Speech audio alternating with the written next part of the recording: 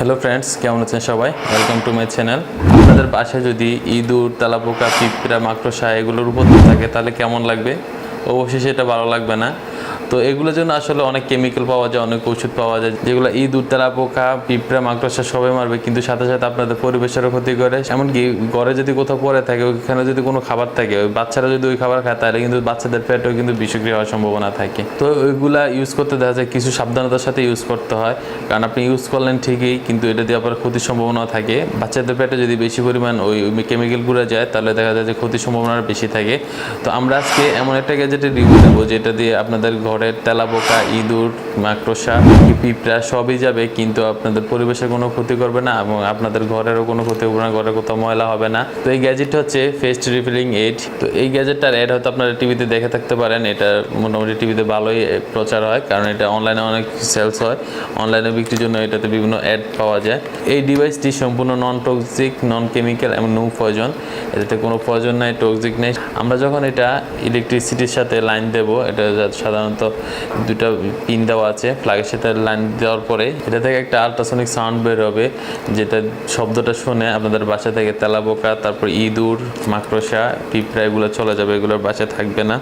তো এটা দেখা যায় যে কারো কোনো ক্ষতি হয় না, পরিবেশের কোনো ক্ষতিও করে না। সো ফ্রেন্ডস, চলুন আমরা এটা আনবক্সিং করে এটা রিভিউটা দেখি, এটা কীভাবে ইউজ করতে হয় সেটা আমরা দেখে নিই।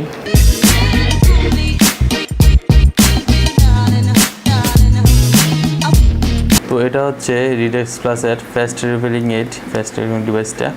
আমরা এটাকে আনবক্সিং করে দেখি। এখানে আছে ডিভাইসটা আর একটা ইউজার ম্যানুয়াল দেওয়া আছে। এখানে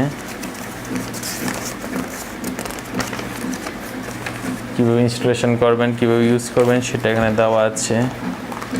আর কিছু দেওয়া নাই, শুধু ডিভাইসটা। তো এটা হচ্ছে রিডেক্স প্লাসের পেস্ট রিপেলিং ডিভাইসটা। এখানে একটা সুইচ দেওয়া আছে আর এখানে দুটো ইন্ডিকেশন লাইট দেওয়া আছে। তো আমরা এখন এটা ইলেকট্রিসিটির সাথে লাইন দিয়ে দেখি। এটা লাইন দিয়েছি, দুইটা লাইট জ্বলতেছে। প্রথমে দুটো জ্বলছে, একটা সবুজ একটা লাল। এটা হচ্ছে ব্লু লাইট। এই লাইটটা হচ্ছে নাইট লাইট হিসেবে আপনাদের কাজ করবে। আর এই রেড লাইটটা যখন অন অফ থাকবে, আল্ট্রাসনিক সাউন্ডার ইন্টারভিউ করে, এই রেড লাইটটা যতক্ষণ ব্লিঙ্ক করবে এই সাউন্ডটা ততক্ষণ এটা কন্টিনিউয়াসলি রিপিট করবে। আমরা যদি এটা অফ করে দিই তাহলে নাইট লাইটটা অফ হবে, কিন্তু আল্ট্রাসনিক সাউন্ডটা ঠিকই হবে। তো এখানে সুইচটা দেওয়া আছে মেইনলি নাইট লাইটের জন্যই। আর এখানে গ্রিন লাইটটা থাকবে, গ্রিন লাইট ইন্ডিকেশন করে যে এটা অন আছে, এটা অনই থাকবে, এটা অফ থাকবে না লাইটটা। তাহলে রেড লাইটটা অন অফ হলে বোঝা যাবে যে আল্ট্রাসনিক সাউন্ডটা হচ্ছে।